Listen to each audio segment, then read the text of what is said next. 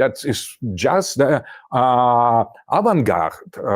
vanguard of this process, because that started with Anglo-Saxons empirism, nominalism, Protestantism, and now you are ahead as Anglo-Saxon, more devoted to liberalism than any other European. So what you're describing is clearly happening, and it's horrifying.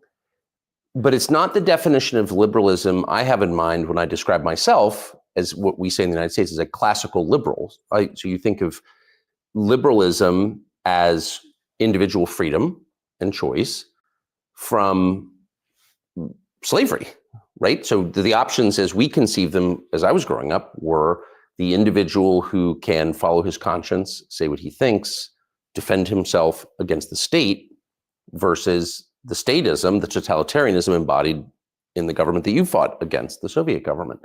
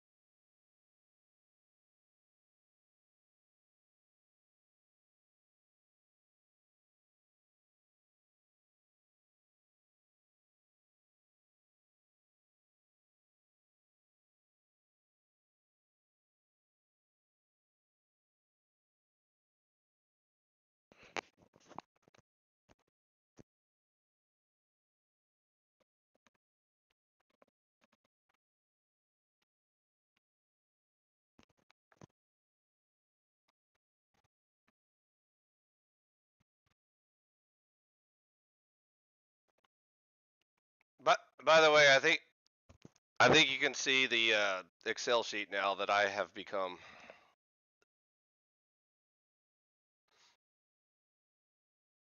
So that's all I was saying. I like to keep notes while we're talking, just to kind of see if we're all on the same page or not. So you inspired that last line there, or actually two lines. You inspired two lines. You brought up equality and inequality, which now I see your point and I agree. And you also mentioned politically correct is probably a better way to describe the woke or SJW versus the other team. So that works for me.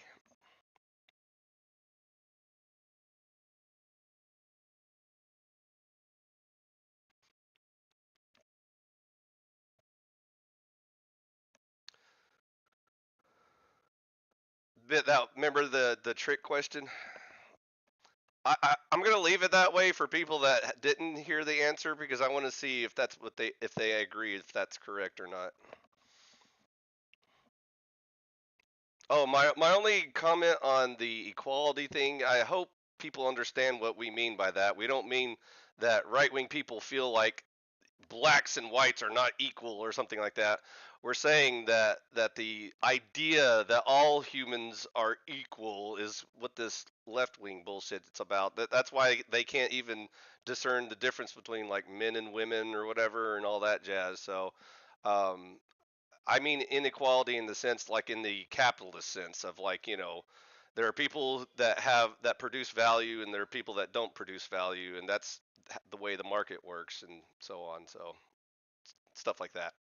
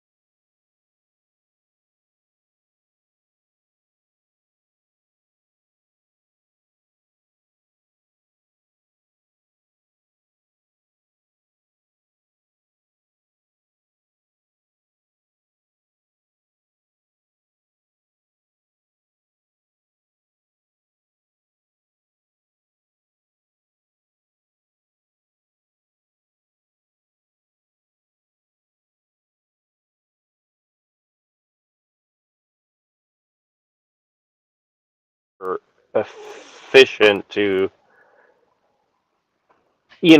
kind of have a conversation about what's really going on. And, and the thing is like this, like, I'm more talking to myself than anyone else on the panel, but I think that I, I think we should really hear people out, whether they call themselves a Christian or even a Satanist or whatever they call themselves, because, or even, and even like this guy's a black magic, whatever he is, I think,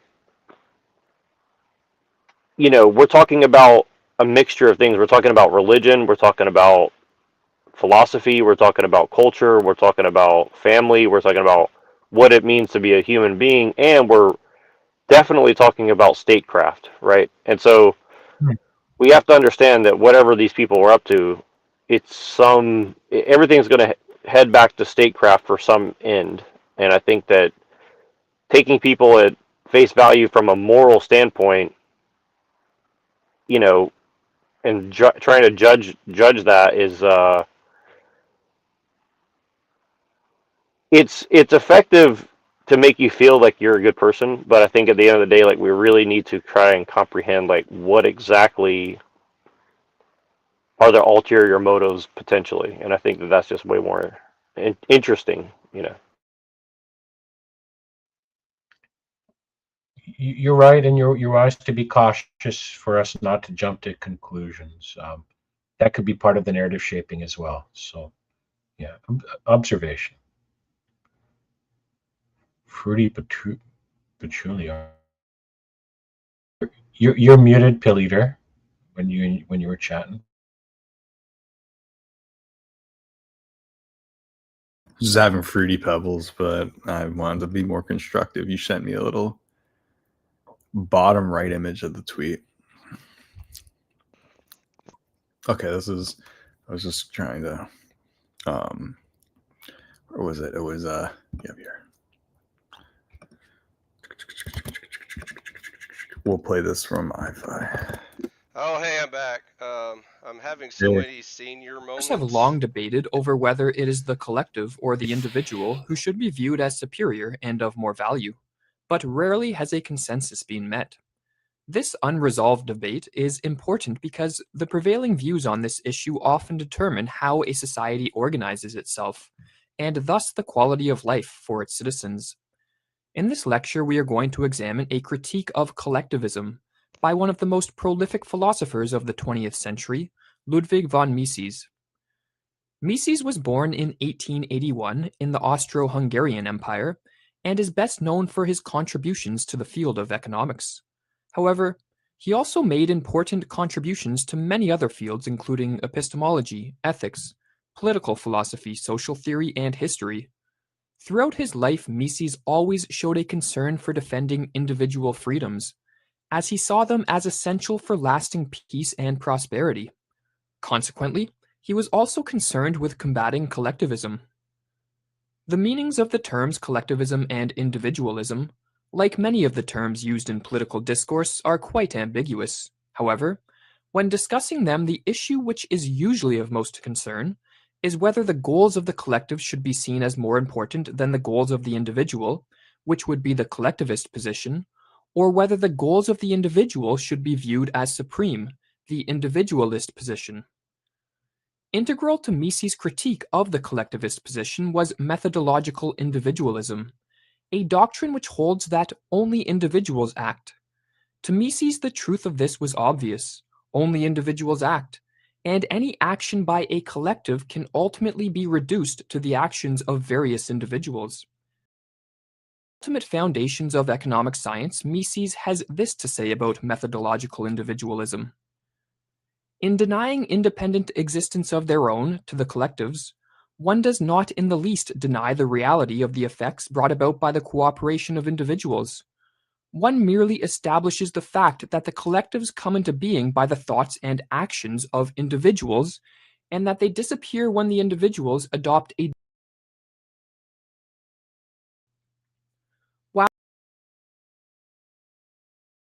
logical individualism denies the ability of any collective to exist in an autonomous manner independent of the individuals who compose it. Mises stressed the importance of methodological individualism because he believed that often people who favor the collectivist position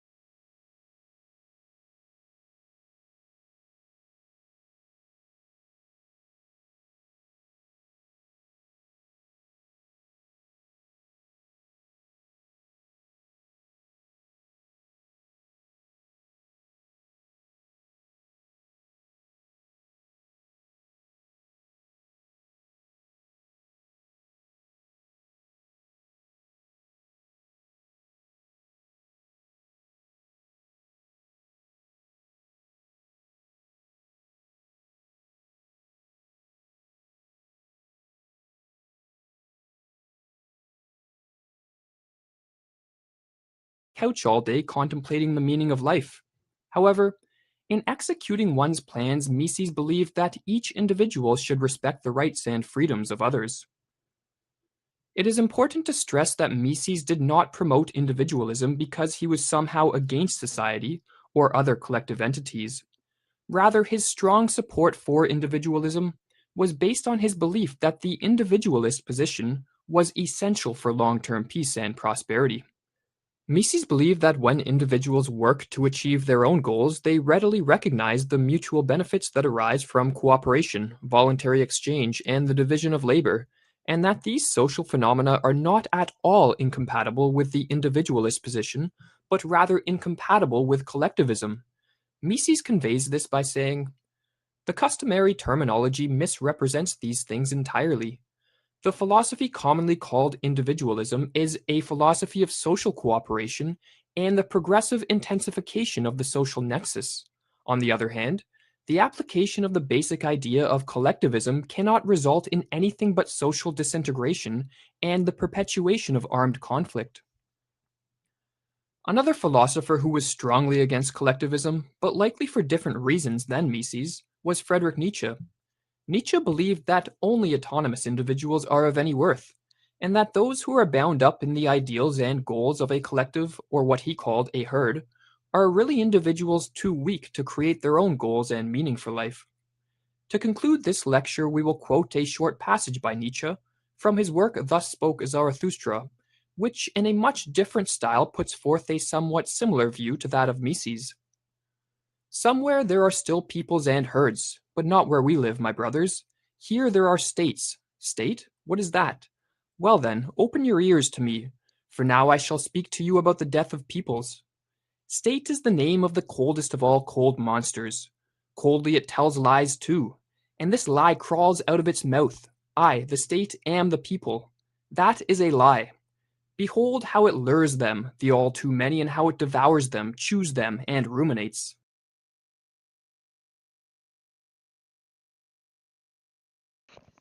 There it is. Yeah, thanks for. I have a lot to say on that, but first, hold on a second.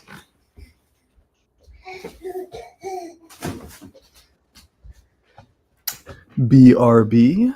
Yeah, no problem. I was also away doing stuff.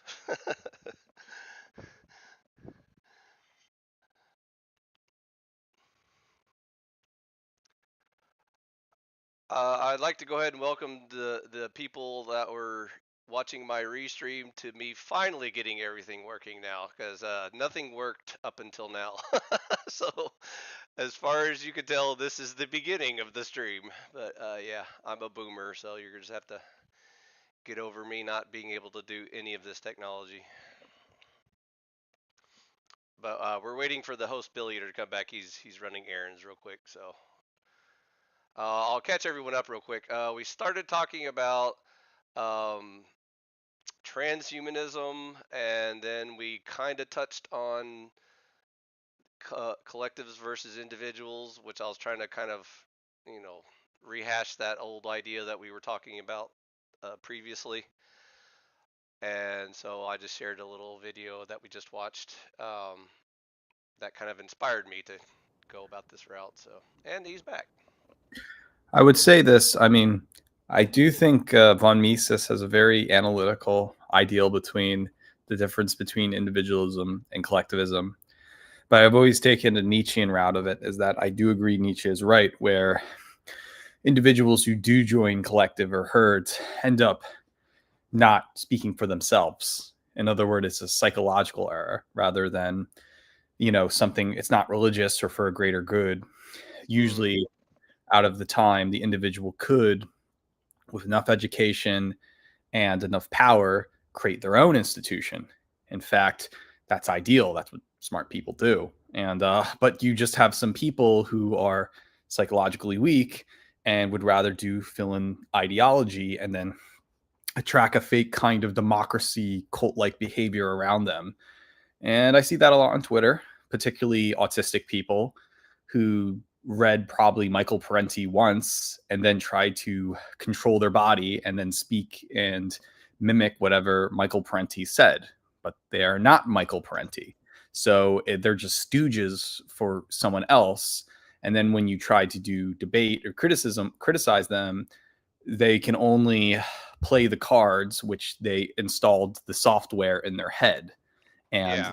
that's a problem with a lot of, and that I think is what Nietzsche really points out, is that it's a psychological and not a religious thing. And so again, I would rather trust individuals who do their own thing, and it's all on them, because I have that same spirit too. I may be working with other institutions and other people, but at the end of the day, I still have Pilleater.com, Pilleater brand, and all my data that I represent and did myself.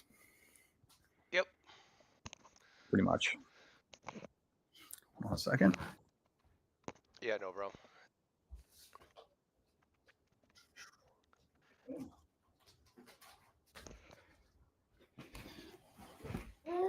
But yes, oh no, just multitasking all at once here. But Dude, I'm multitasking like 12 things, and I just So, now got to sit down and talk. But anyways, so yeah, I try not.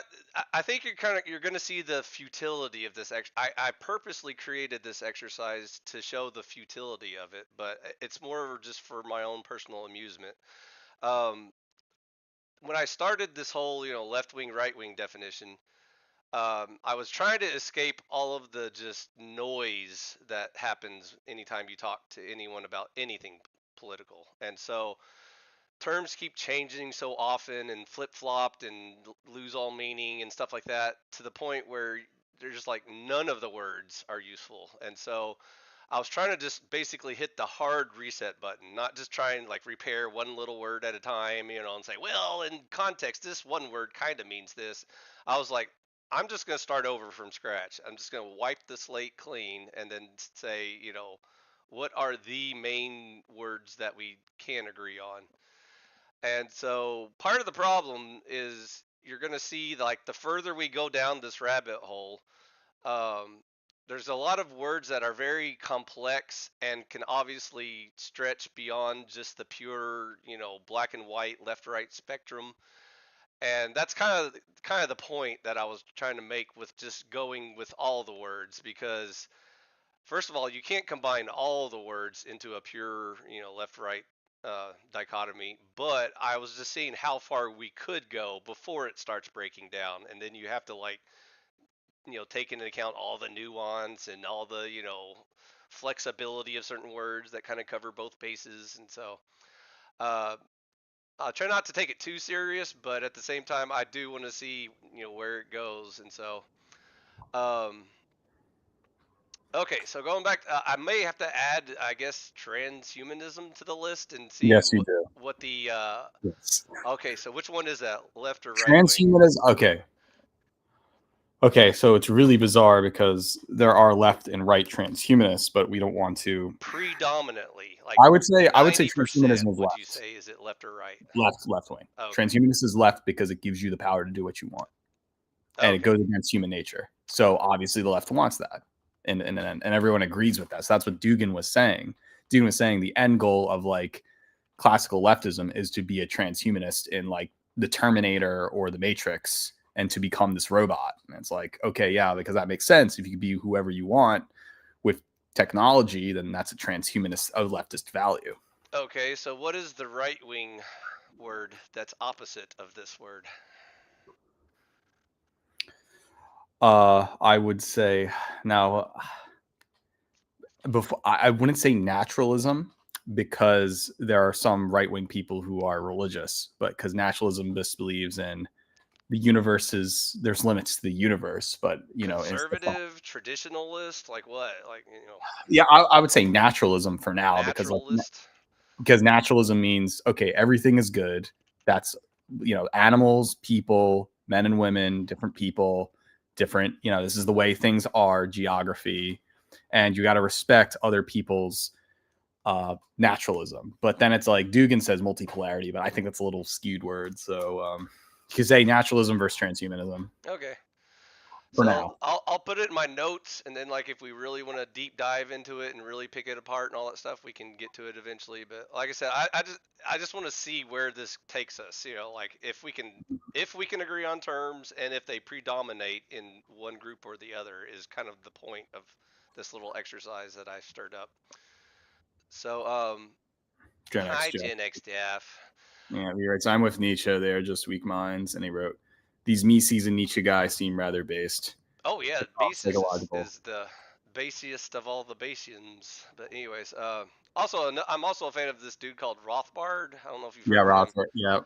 Yeah. I mean, I was a Rothbard guy too, but I mean, would you vote for Ron Paul? No, I did not vote for Ron Paul. I said, would you? You want to know something really weird? Okay. The first time I ever voted, I voted for Gary Johnson. Oh my goodness, you're not a real libertarian. Get out of here.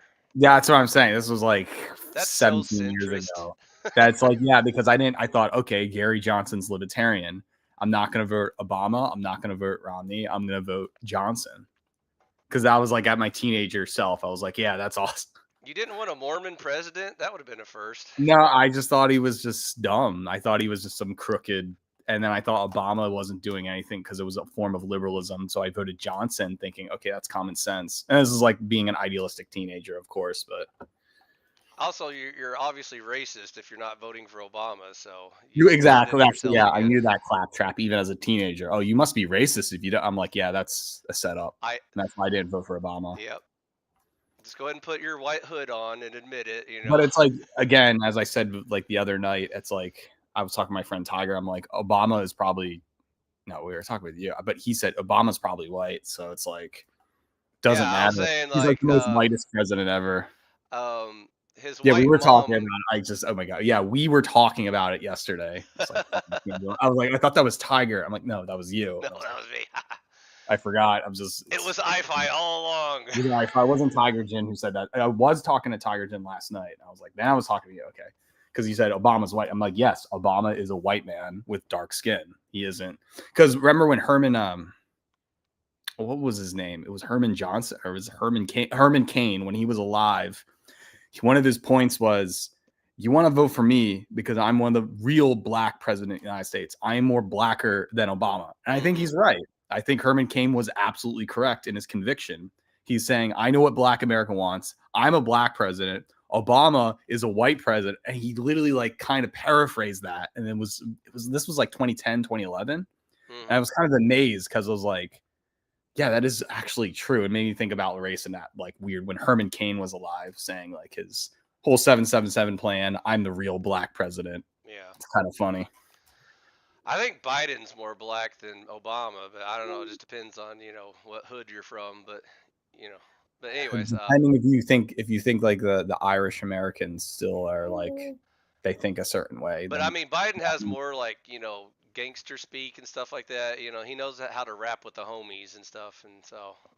It's kind of like when people say Italians are not white. Italians are a type of black that happens to have European skin overlay. So I would assume Biden would come from that Irish background thinking, okay, this is why he's not rational. He's not an Anglo-Saxon. He's some kind of weird Irish Catholic that doesn't even. Yeah. I would assume that's why people would say. And then he said, if you don't vote for me, you're not black. Yeah, yeah. So, okay, that's really weird because he's black. So, yeah, that's social construction being exemplified there. Yeah, yeah. He's just Eminem, in a past life. So probably.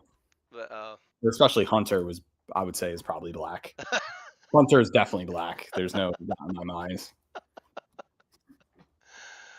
Oh, anyways, politics is always entertaining. It's just nonstop circuses. But anyways, a couple of quick feedbacks. As much as I love watching YouTube videos and talking about them on stream, just a friendly reminder, you're probably going to get copyright restrictions on these videos by doing so. So just FYI. Right.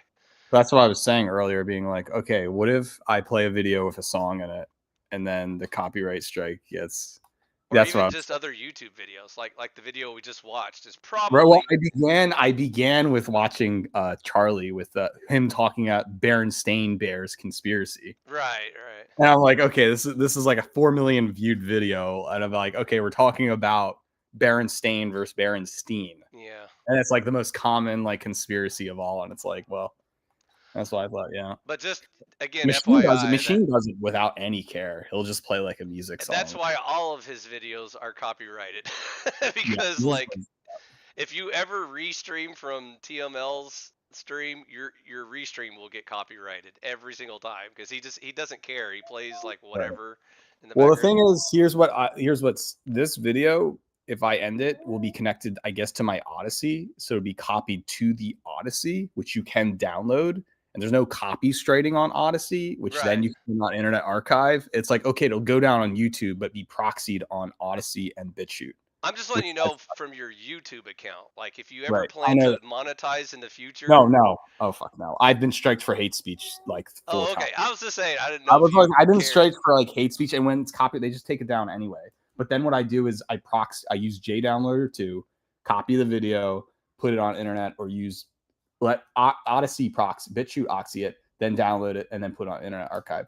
I just wish there was a proxy for Internet Archive. That would be nice. Can you, in code, tell me what you got hate speeched for? One of my first one was interviewing Hank Yu. Hank Yu was like a Korean neo-Nazi cowboy, and he was pretty funny on that one. There were some other silly ones. So it was the Neo part that got you? The Neo, I guess so. Well, he's not sincere. I mean, he's just a character. It's just like edgy humor. So it's just like. So did y'all use certain keywords that triggers the algorithm? Well, back in 2016, you could drop the hard R. Oh, okay. that was 20. So you could drop the hard R and the J back in 2016. Okay.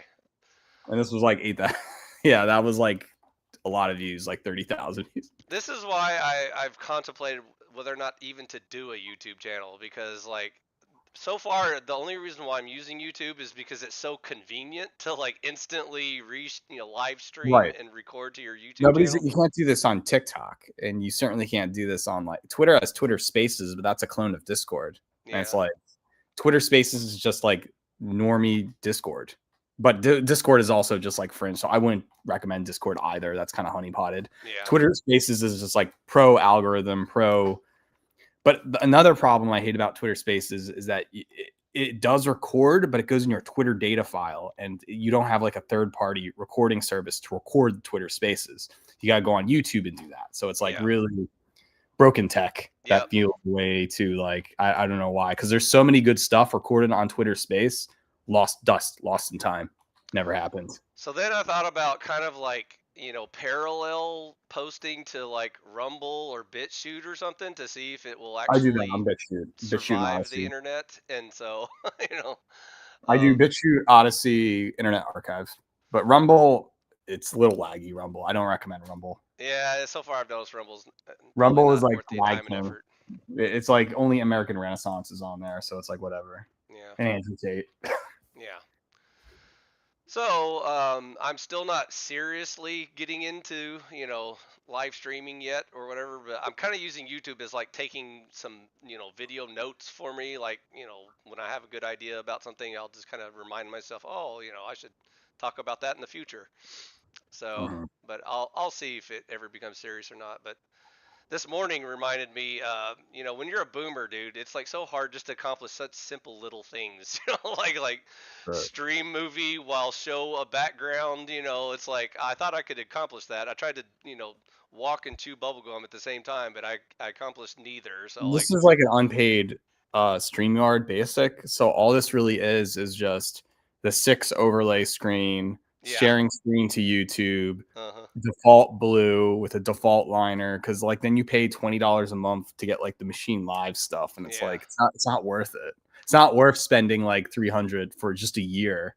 Yeah. Just to drop hard R's if you want to, but it's like artsy, but you better save those files, right? Because I feel like this is of more value without paying for anything here. So I'm also using like OBS studio thing or whatever, and I completely fucked that up because like I went and watched my restream, and I was restreaming my Excel sheet the whole time with like no audio. And I was like, what the? Okay, so this is Google Chrome because StreamYard doesn't do audio on Firefox or Opera.